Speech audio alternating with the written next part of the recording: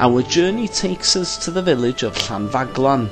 Although today a peaceful and quiet place, you could be fooled in forgetting its colourful past. Around about the 1830s, 1840s. It says in the book, after the 7 years war, the French privateers of 18 guns were sieging ships then on the Menai coast. Many pirates were caught and hung, some on the gallows towers here in Carnarvon, others on the gallows and gibbet on the Morva, which is opposite the Sayont River in Carnarvon, and also at the gallows at Bryn Sayont Bridge at the entrance to the town on the south side.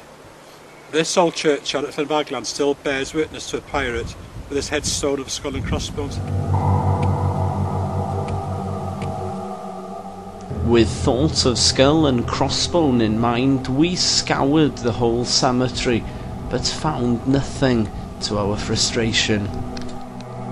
We came here particularly today to try and find a grave, a pirate's grave, but up to now, Gar, no luck. Up to now, no luck at all. The only thing we can do now is do a little bit more research and find out exactly where the gravestone is. It is definitely a skull and crossbone. It's visually, it can be seen, but where it is, we don't know where it is. Now, just looking about here, it's obvious that the church is in a state of disrepair. Do you think they may have, you know, taken the headstone somewhere for preservation, or? Well, I'm not too sure about that. The information we've got is from 2005, which is only 3 years ago. So maybe.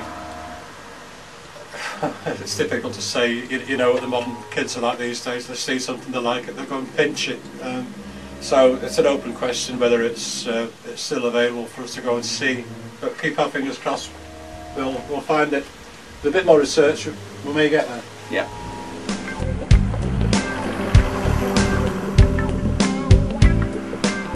So the following day we decided to make our way back towards Llanfaglan, but this time we took the scenic route via Dinas Dinlla.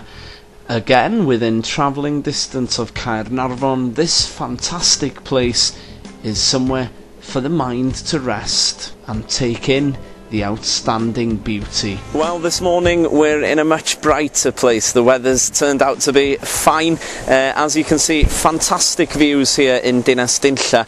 We're about a stone throw away from Llanfaglan Church, where we were the other day looking for the pirate's grave.